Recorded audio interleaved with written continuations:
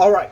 So when they start speaking about the experts, I heard a couple of WABOs say the experts say this. So this same one that say the experts, and I asked them, what race are these experts? Man, that don't matter. It's about the information. All right, cool. Let's take that and let's utilize it. Don't matter. It's about the information. Marcus Garvey, no man, Pan-Africanism was started by Melville Herskovitz. It was started by Melville, but Martin Delaney is older than, it was started by this person over here and that person over there. So this is the thing when it comes to us. We think that we are taking time frames and meshing it all together like a thought anywhere amongst us was that thought everywhere amongst us. Understand, when we start talking about snail mail, right? And the snail mail actually traveled way faster than the mail did back in the days, were horse and carriage. So if you have somebody in Virginia that thought a certain way, don't mean that they understood what was going on in Louisiana.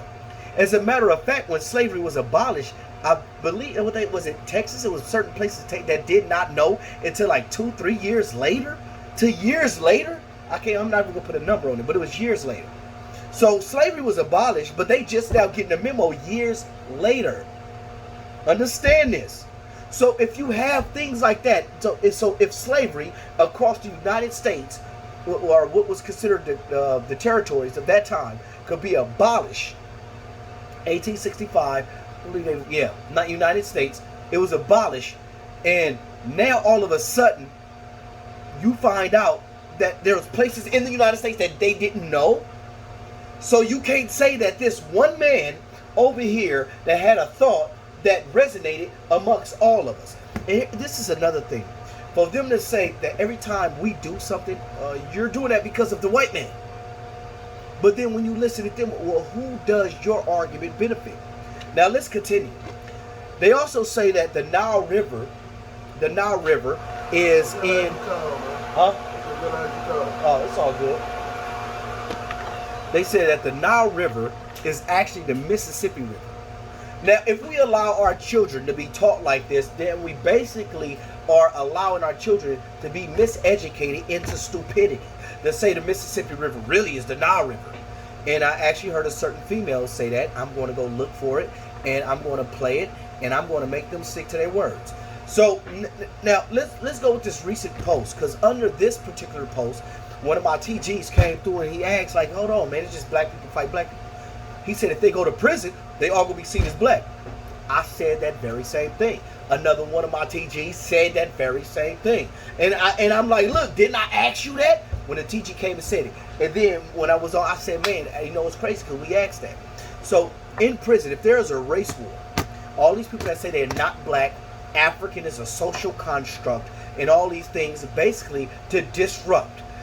So if you say you're not black, that's cool. You're not black. But in a race riot, if the race riot was against the Aryan Brotherhood, you're going to get socked in the mouth because you're black.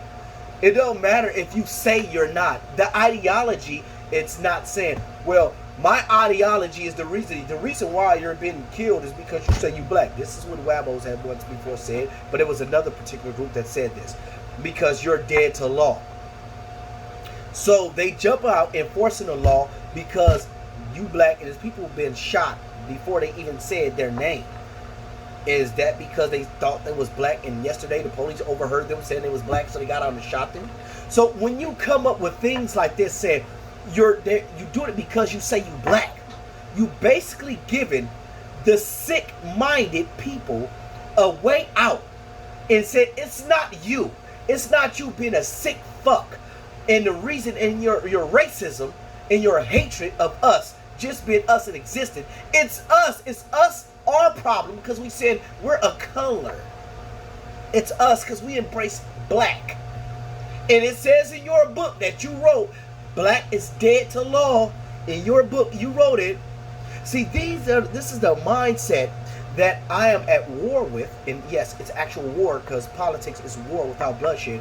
So it is psychological warfare. If you understand the psychological warfare, we can get into that, how damaging and damning psychological warfare is. You could damage a person so bad to where they kill themselves, to where they'll kill those around them. in our communities, we're psychologically down. But to even have this conversation, and even for this to be a conversation, goes to show that it's actually working, right? And there's something that's taking place that needs to take place. So when we start looking at this thing taking place, and is this worth it? So is it worth it to wage war, which would be a war of ideologies, with our own people? Let's talk about it. All right. So let's use the NFL. You have some of us that say we're the Los Angeles Rams. Then in those, now we organize in the Rams. We got our defense. You feel me? Well, we start building our offense. And then you have those that come and say, you know what? Inside, we're not Rams. We're the Lakers. And you're like, yeah, that's cool, homie. Y'all can go over here and do the Lakers, but right here we're the Rams. But you steady inside of our locker room saying, no, we're the Lakers. We're the Lakers. Then it's like, all right, you know what? Y'all want to play basketball? All right, come on, let's all play basketball. Now we're the Lakers. No, it's all about being the NBA. It ain't about being the Lakers. Well, we can't be the NBA. We got to win this championship. Man, look, that's our problem. It's about humankind and multiculturalism. And then we be like, all right, cool. It's about being the NBA, multiculturalism. But then you have those that people come out and say, stop Asian hate. But when you see Black Lives Matter, no, all lives matter. When you see stop Asian hate, nobody came out and say, no, stop all hate. This is why it's important for us to create our team, create our ideology, the ideology pretty much is a blueprint which your culture will start to be built and then spread and spawn off of a culture. If you allow your ideology to constantly be ripped apart, you have no ideology. Look at the Crips and the Bloods. The Crips and the Bloods allow their ideology to be ripped apart to where there is no ideology and everybody is just fighting each other and at war with each other. You feel me? So, in those of African descent. Now, let me talk about the African real quick. When we talk about Asian, you have Japanese, Chinese, Vietnamese. All of them fall under an Asian umbrella. And if you go look up different types of Asians, they fall under an Asian umbrella.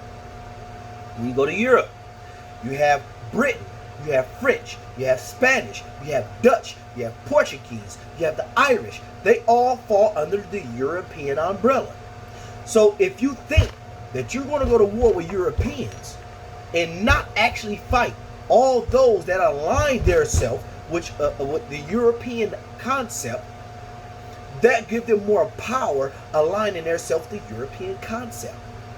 And if you think that you're going to break off from your African concept and be a little bitty group and then go to war with NATO, you feel me, that align under a European concept, you're foolish. You would never win. If you think that you're going to get 5 of your buddies, go get on the football field and play against a professional team, you're foolish. Even if you got enough people for offense, when it comes time for defense, if your offense got to play defense, you're going to wear your players out. And this other team, they organized, got defense, they got offense, they got water boys, they got towel guys, they got cheerleaders. But we're not organizing. We're allowing our race to be ripped apart and fragmented. So Pan-Africanism is the organizing, not just the unifying, but the organizing. Because organization is better than unification. And I'll do a third video on that.